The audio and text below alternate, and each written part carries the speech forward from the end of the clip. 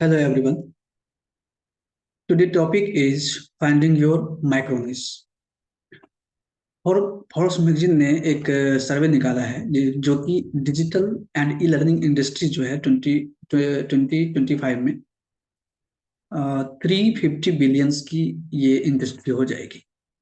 तो आपको एक ऐसी निश की जरूरत है जो ट्रेंड में हो और उस पे आपको एक प्रोडक्ट बनानी है और उसे मार्केट करनी है जिससे आप रेवेन्यू जनरेट कर सकते हैं। तो हम लोग स्टार्ट करते हैं कि अपने निश को फाइंड कैसे करें। ठीक है, तो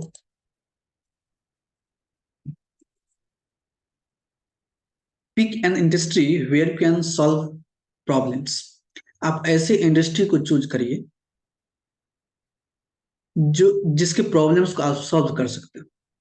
एग्जाम्पल में, यदि आप बिजनेस ग्रोथ के फील्ड में जाते हो तो क्या आप एनालिसिस करें कि do you want to solve business problem. क्या आप बिजनेस प्रॉब्लम्स को सॉल्व करना चाहते हैं तो आप बिजनेस ग्रोथ में जाएंगे। This is the category of industry and this is the category of निश। दो तरह के निश होते हैं, एक होता है निश, एक होता है माइक्रो निश। एक इंडस्ट्री होती है और एक सब इंडस्ट्री होती है, उसी को बोलते हैं हम लोग माइक्रो निश। तो बिजनेस ग्रोथ जो है वह एक कैपिटलाइजेशन बड़ी इंडस्ट्री है, लेकिन उसके छोटे छोटे पार्ट जो होंगे सो जो सब निश होंगे उस पे हम लोगों को बात करनी है, क्योंकि जो बिजनेस ग्रोथ है वह एक बहुत बड़ा इंडस्ट्री। तो किसी बिजनेस ग्रोथ की किसी एक पर्टिकुलर प्रॉब्लम्स को आप सॉल्व करते हो। तो समझ में आ रहा है कि यदि आप do you want to solve business problem, यदि आप बिजनेस प्रॉब्लम को सॉल्व करते हो तो आप बिजनेस ग्रोथ में जाएंगे। करियर ग्रोथ के प्रॉब्लम को सॉल्व कर रहे हो तो आप करियर ग्रोथ में जाएंगे। हेल्थ एंड वेलनेस के प्रॉब्लम्स को सॉल्व कर रहे हो तो उसमें आप जाओगे। मनी एंड वेल्थ प्रॉब्लम्स को सॉल्व कर रहे हो तो आप मनी वेल्थ में जाओ, रिलेशनशिप में जाओ। आर्ट एंड क्राफ्ट के प्रॉब्लम्स को सॉल्व कर रहे हो तो आर्ट एंड क्राफ्ट में जाओ।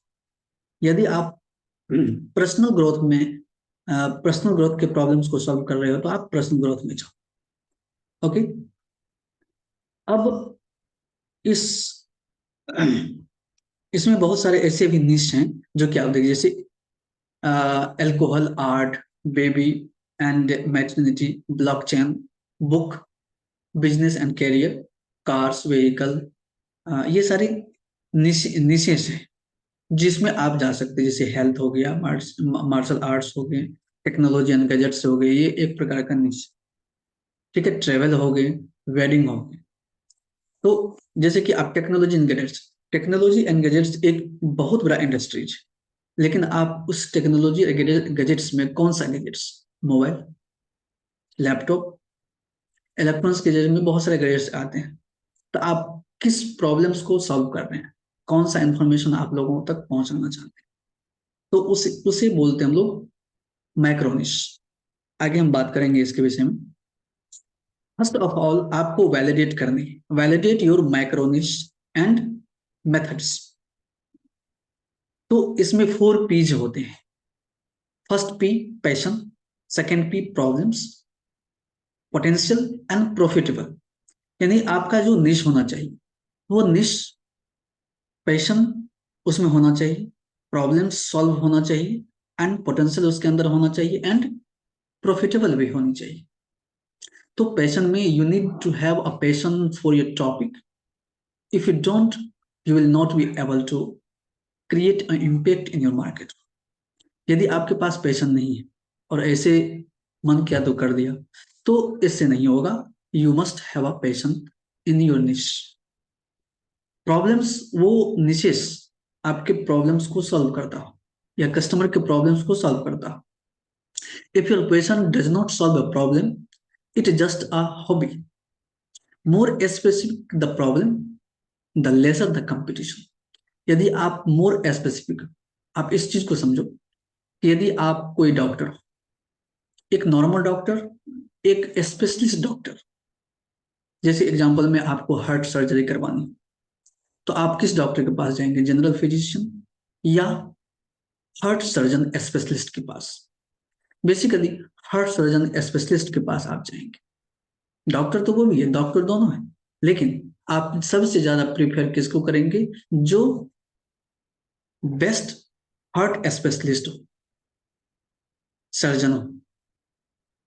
तो इसलिए मोस्ट जो स्पेसिफिक होता है जो निशेष, उसमें आपको जानी चाहिए, वो प्रॉब्लम सॉल्व करता हो किसी भी पर्टिकुलर चीजों का potential.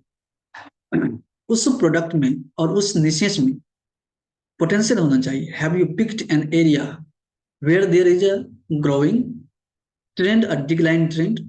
This point will be determined if you will be able to monetize your knowledge or not. Ensure you choose a segment where there is long-term potential in the market. आप ऐसा choose करो कि जो trends में हो लेकिन बाद में वो अनट्रेंड हो जाओ, डिक्लाइन हो जाए, ग्रोइंग करे डिक्लाइन हो जाए, ग्रोइंग करे डिक्लाइन हो जाए। तो ऐसा नहीं चूज करना है, ऐसा निश चूज करना है जिसमें पोटेंशियल हो और वो लॉन्ग टर्म मार्केट में एग्जिस्टेंस में हो। तो ये 3 पीज है। 4th पीज प्रॉफिटेबल हो।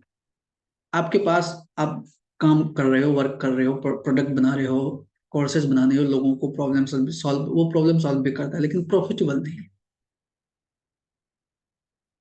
तो वो निशेष में आप मत जाओ।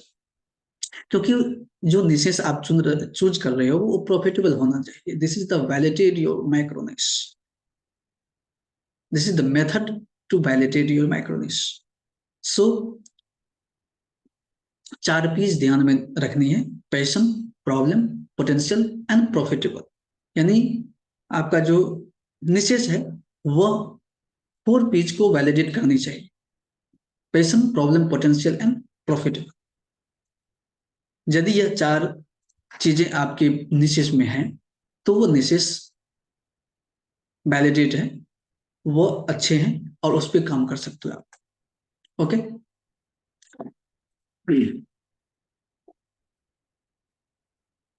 Pick a micro niche.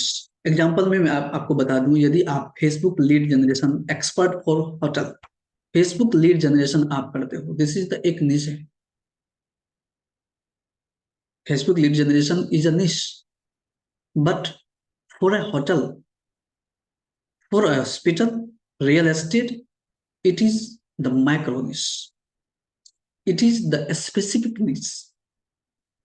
Facebook lead generation तो किसी भी एरिया में हो सकता है, लेकिन आप किस निश में कर रहे हो, आपका स्पेसिफिक टारगेट ऑडियंस कौन सा है? होटल, हॉस्पिटल, रियल एस्टेट, कौन सा? तो दिस इज द स्पेसिफिक निश। Okay, weight loss coach for 35 years of women। Weight loss coach आप हैं, बट किसके लिए? For home? 35 years वुमेन के लिए। Heart specialist for child, adult and old man. ये चीजें आपको स्पेसिफाइड करनी है, वैलिडेट करनी है। तो ये आपका निशेष है जो कि आपको माइक्रोनिश इसे कहा जाता है, और इसको वैलिडेट करने के लिए 4 पीस दिए गए हैं। 4 पीस पे आपको वैलिडेट करनी है। यदि वो एक वैलिडेशन में आता है तो उसको आप चूज करके आप आगे बढ़ सकते हो। Okay, now we will discuss about the ideal customer avatar।